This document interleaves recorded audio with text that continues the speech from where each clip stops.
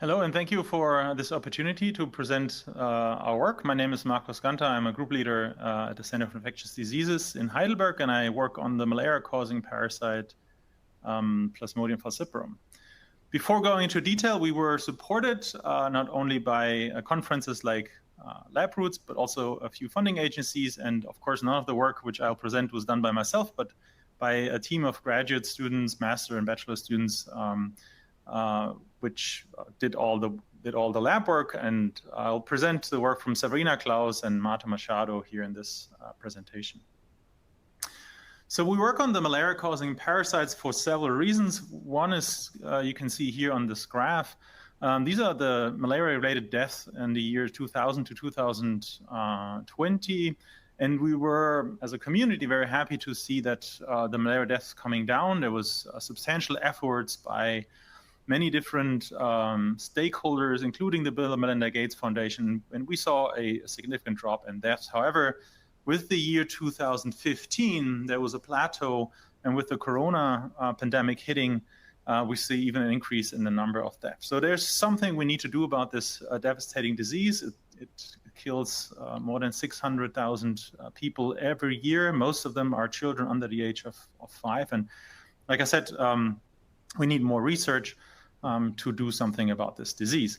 And our approach is coming from a biological background, is to look at the biology of this parasite. And this is the reason why. So here on this eukaryotic tree of life, you can see the apicomplexans with this blue arrowhead there. They're, virtually on the other side of the tree of life, eukaryotic tree of life and diversity. And we are, as mammalians, down there with this blue triangle. So there is a lot of evolutionary distance between us as the host and the parasite, which makes us sick. And we want to exploit this divergent biology to curb malaria.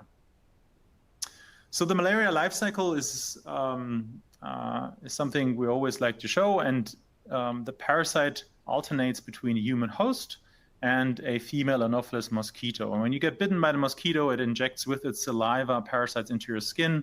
They go into the liver for the first replication. But then the replication in the liver itself is not sufficient to have high enough parasite numbers in the blood so that a subsequent mosquito bite would lead to transmission. So the parasites evolved another round or another way of replication that occurs in our blood. You can see this here. So the parasite invades our red blood cells, and it initially forms a so-called ring stage parasite, and it grows for a while in the trophozoite stage. And then the nuclei start to replicate. You can see here in this purplish color. In the schizont, we have multiple nuclei, and then many daughter cells are formed in one step. And this additional replication cycle ensures that there's high enough number of parasites in the blood to ensure transmission to the mosquito when a mosquito basically ingests a few microliters of blood, right? So you need to have high parasite densities to ensure transmission. And it's this blood stage of transfection which causes all clinical symptoms of malaria and which can be fatal. You can already appreciate here in these pictures that there's no binary fission involved. So not like our cells, the parasite goes from 1 to 2 and so on and so forth, but it goes from 1 to roughly 20 cells in one go. And we can also appreciate here in these images of the schizont that there are multiple nuclei residing in a shared cytoplasm. And that's what we're really interested in, and because of the following.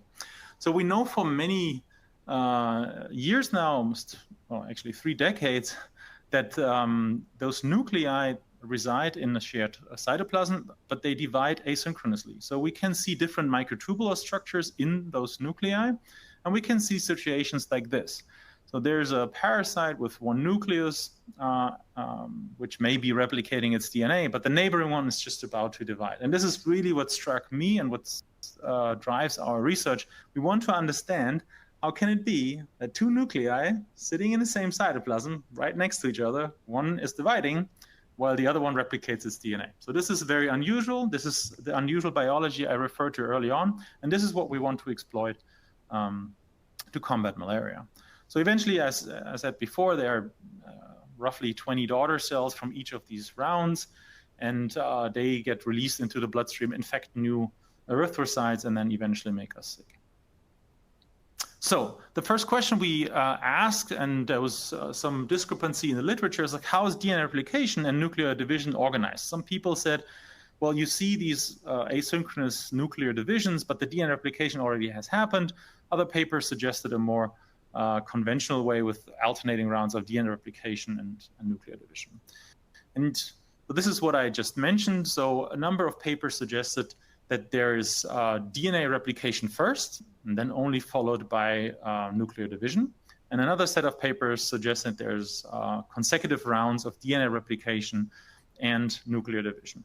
And one way to test this is to look at the DNA content of these cells in relation to the number of nuclei, right? If the first model was true, you would see a cell with one nucleus and a varying DNA content, and then you'd see like a plateau where there's only, like you see here, only nuclei are dividing, but the DNA content stays constant. And contrarily, if the model 2 was true, we would see a gradual increase of DNA content and the number of nuclei. And this is what we indeed found. So there is a good correlation between the number of nuclei and the DNA content, suggesting that the model 2 is actually true for this malaria-causing parasite. But these numbers you can see here on the right side, these are estimates because the nuclei are very close proximity, and light microscopy doesn't allow us to really resolve these images. So what we did next, we used cryo-electron tomography to have a closer look at the nuclei. And what you can see here in this image is the rendering of 5 nuclei, which shown in blue. And so with this really high resolution images, we could tell, yes, these nuclei are actually independent cellular compartments, so there's no connection between those nuclei, and suggesting that this model 2 is indeed the one which our data supports. There was the occasional division, which we just captured, like you can see here on the right-hand side. But overall, our data suggests that there's an alternating round of DNA replication and nuclear division. So the next thing we wanted to ask is, what about the DNA replication? Is this also occurring asynchronously? And you can see here in this image, on the lower part, there is a parasite where the DNA is stained, and you can appreciate that the top nucleus here gets brighter and more intense than the bottom one. And this is the quantification of this of this movie here. So the nucleus 1 replicates its DNA way before the second one. So this indicates that these nuclei retain a relatively high degree of autonomy, right? The entire nuclear cycle from DNA replication and nuclear division seems to be asynchronous, and suggesting that they have a high autonomy. So the next question we then asked is, what about the DNA replication machinery? Is it equally distributed and then among those different nuclei and then switched on and off depending on the cycle of the nuclear multiplication?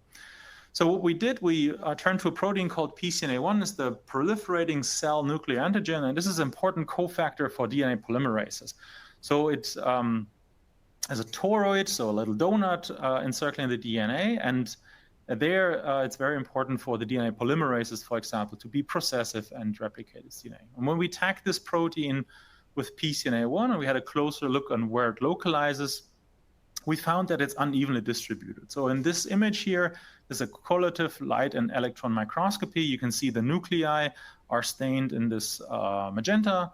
And here in this one nucleus, you can also see the PCNA signal, so showing that it's unevenly distributed. And this is high resolution, but it's not dynamic. So we turned to live microscopy, live cell microscopy, and had a look how this protein behaves over time.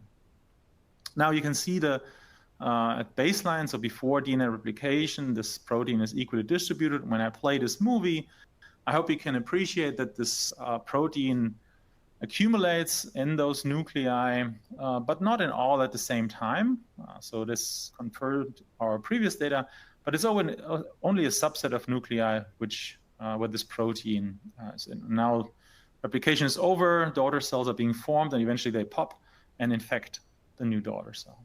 So these are snapshots from the movie I just showed you, and where the triangles are, you can see these accumulations of this protein PCNA1. And then the first question we, of course, asked, so do these accumulations indeed correlate to DNA replication? And each time this protein accumulates, you see a peak in intensity.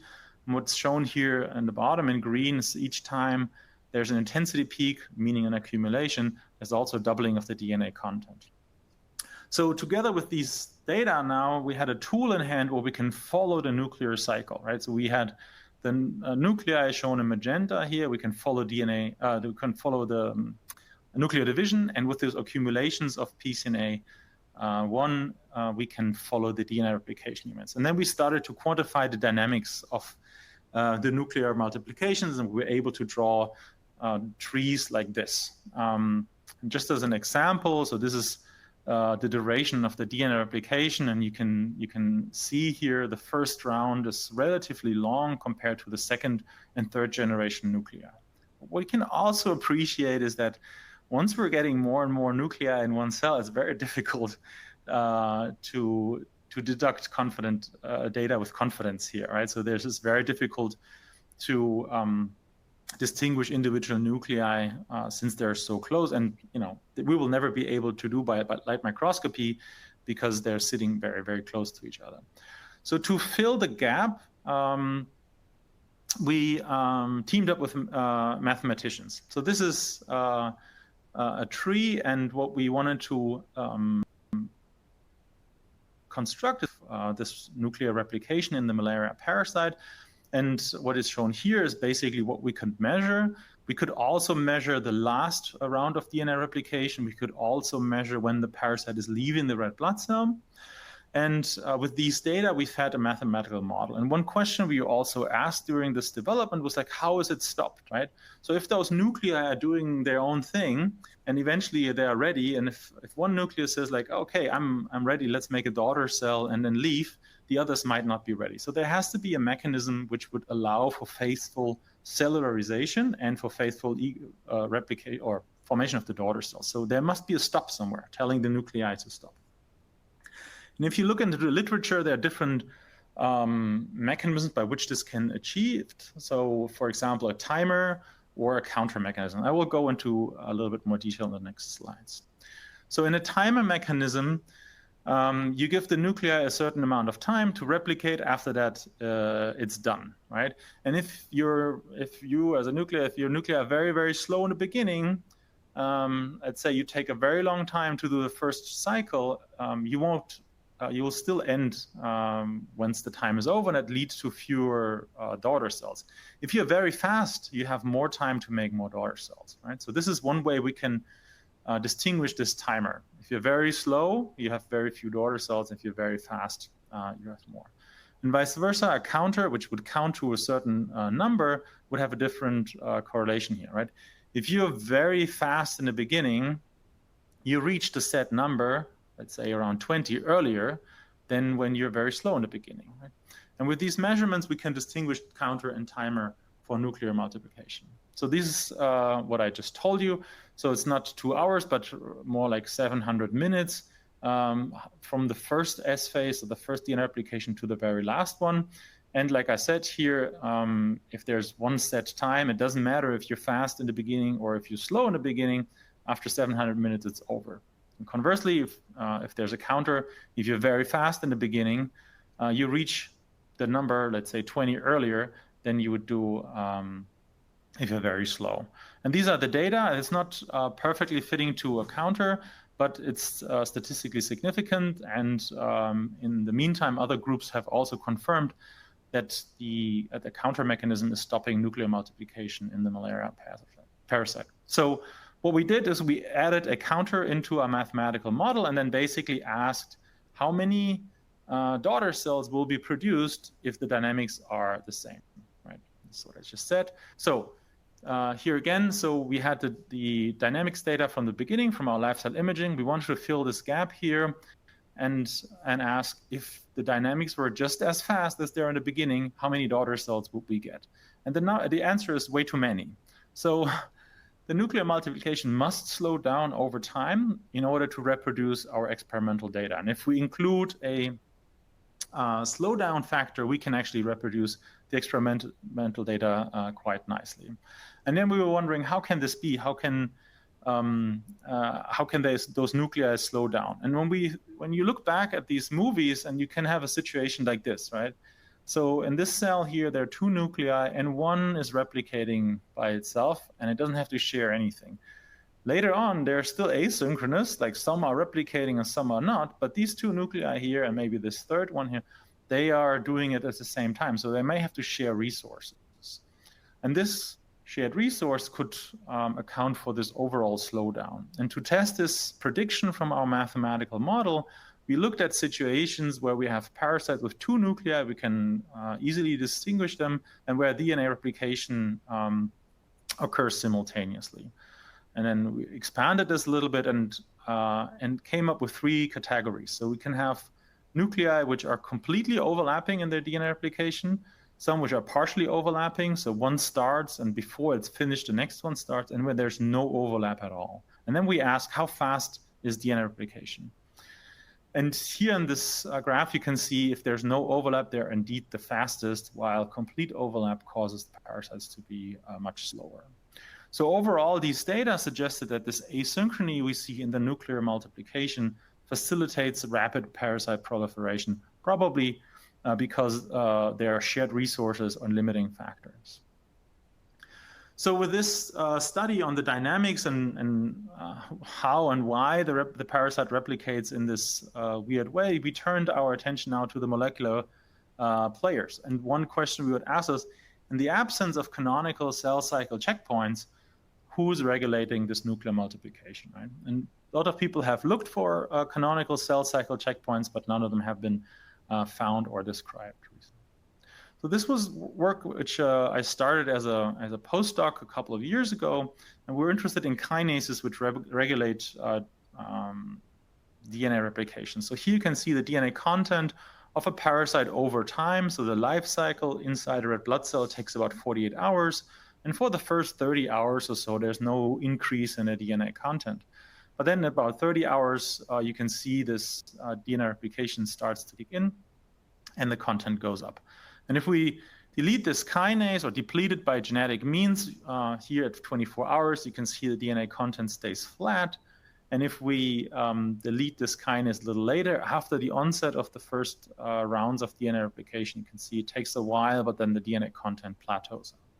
So we had a pretty good idea that this kinase has some job to do in DNA replication. And when we profiled its phosphoproteome, we saw that many proteins which are directly involved in DNA replication are less phosphorylated. And this is the name of the kinase. It's called CRK4. And then with these new data on the dynamics in mind, we wanted to better understand how this kinase itself is regulated, right? Assuming that within one nuclear cycle, it has to be switched on and switched off. So our big question was then, how is this kinase itself is regulated, and what is the function of some of the downstream proteins, so its effector proteins. And the way we did this was to use an approach called BioID. So what you do, you fuse a biotin ligase to your protein of interest. In this case, we used BurA. And then whenever you add biotin to this mixture, everything in close proximity will be biotinylated. And those proteins you can then pull down by affinity capture with streptavidin labeled beads and ask which proteins make up the proteomic context of your gene or of your protein of interest. And for us, it was this kinase CRK4. Yeah. And when we labeled these proteins in the cell, we found them predominantly to be in the nucleus where the DNA is as well. So that made sense, right? Okay. So these are the proteomic data. We found 71 proteins to be underrepresented in the proximity of this kinase, and these were mostly proteins involved in protein synthesis, so ribosomal protein.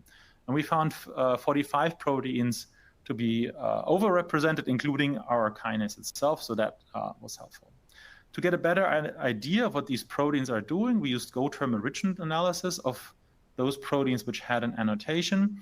And when we looked at these Go terms, we were a little bit surprised because there was many Go terms which had to do something with cytoskeleton, proteins, cytoskeleton organization, microtubule organization center, and again, cytoskeleton. I was like, this is weird because it's we thought it's a DNA replication kinase. So let's have a closer look at this potential link to microtubular structures.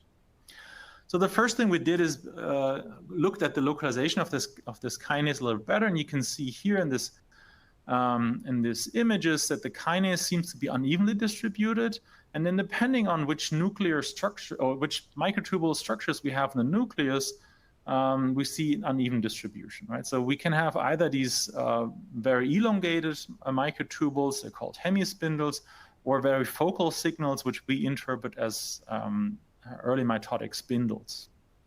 And when we quantified these signals, we found that yes, the kinase is more predominantly in the nucleus, and if you look within the nucleus, it's more close to microtubular structures. And if we further subdivide this into elongated microtubules versus microtubule foci, we see the kinase is more towards these foci, which you can see also here in this image.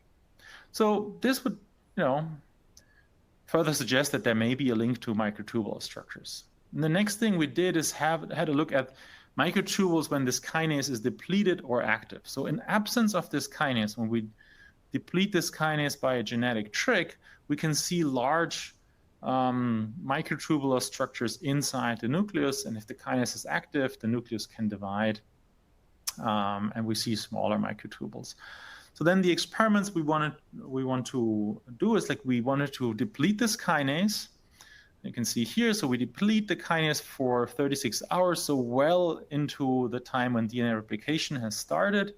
So that's the time when the phenotype of this kinase is fully established, and we take half an hour for getting everything ready, and then image those intranuclear microtubules via live cell imaging and have a look at the DNA content at the same time, right?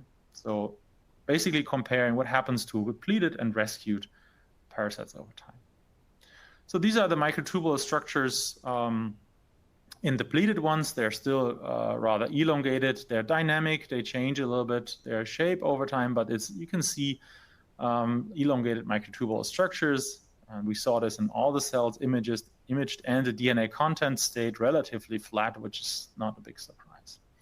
When we rescued the kinase expression, we did see a reorganization from these elongated microtubules into focal microtubules. And when we quantified this over time, we saw this in all cases. Those elongated structures disappeared, and the DNA content increased at the same time, suggesting that this kinase may play a role other than just regulating DNA replication. But this is an artificial system, right? We had a genetic depletion. The parasites were in a block. So we next wanted to ask, what is the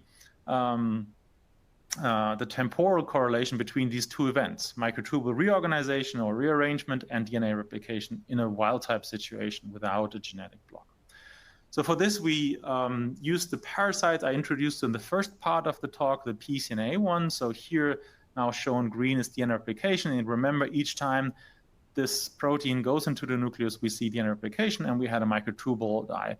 And also in the meantime, we had a new microscope, and you can see the image quality is much better, it's less pixels here. So beginning of the imaging, we see microtubule structures in the nucleus, no DNA replication. After about an hour, we see elongated microtubular structures, but no nuclear accumulation of PCN yet. And then within 10 minutes, we saw this reorganization and the accumulation of PCNA1 in the nucleus, suggesting that these two events, the reorganization of microtubules and the onset of S phase, are occurring at the same time. This was true for the first round of DNA replication, but also for the second. So here at 280 minutes of imaging, we see again elongated microtubule structures. So that's basically the remnants of the anaphase spindle. And again, within 10 minutes, they rearrange into focal microtubules, and the DNA replication starts. And we quantified this for a number, and they were always occurring at the same time. Now, you could argue, and the reviewer did, Maybe this is not direct, maybe this is indirect. There could be a trigger which comes from replicating DNA, which causes the microtubules to rearrange. So to test this, we used a drug that inhibits processive DNA replication. It's an inhibitor of DNA polymerase, and you can see here, in presence of this inhibitor, acetylcholine, the parasites never increase in their DNA content. So this light blue is parasites over time. You can see it's an increase, while the other one stays flat. And this is a different way to look at this. So over time, there's no significant DNA replication, while in absence of this inhibitor, we see this increase. So what happens when we repeat this experiment, this time with inhibition? Again, we see elongated microtubular structures. Again, we see a rearrangement of these structures from long ones into focal ones. And at the same time, the DNA replication machinery wants to start, let's say like this. So pCNA enters the nucleus and starts accumulating, but then it stays in the nucleus over time. And again, when we quantify this, this rearrangement of microtubules and the onset of DNA replication coincide, suggesting that processive DNA replication is not needed for microtubule rearrangement. So to wrap this part up, so what we knew before is that microtubules are there, DNA are there, and then there's CRK4 activity needed to rearrange these microtubules and to start the DNA replication. And there has been many papers over the years which have shown that that microtubule rearrangement, proper microtubule rearrangement, is not a prerequisite, right? So it started in 1998 already, where when you treat the parasite with a drug that interferes with microtubule dynamics, you can still see DNA replication, and we were also able to repeat this. And what is now new in Marta's paper is that the microtubule rearrangement is also independent of DNA replication, right? So if we inhibit processive DNA replication with acetylcholine, we still see a rearrangement. And this again shows that most likely no canonical cell cycle checkpoints are in play, but this link between microtubule rearrangement and DNA replication via the kinase CRK4 may compensate for the absence of these canonical cell cycle checkpoints. And coming to the end, so I hope I can convince you that asynchronous nuclear cycles balance limited resources with rapid parasite proliferation. We're now very much interested in understanding the role of the CRK4 better. It's a key regulator, and we may be able to target this kinase to curb malaria. And last but not least, understanding nuclear asynchrony in Plasmodium falciparum will also inform on the biology and evolution of the nucleus itself. And we hope that our work can contribute to this in the future.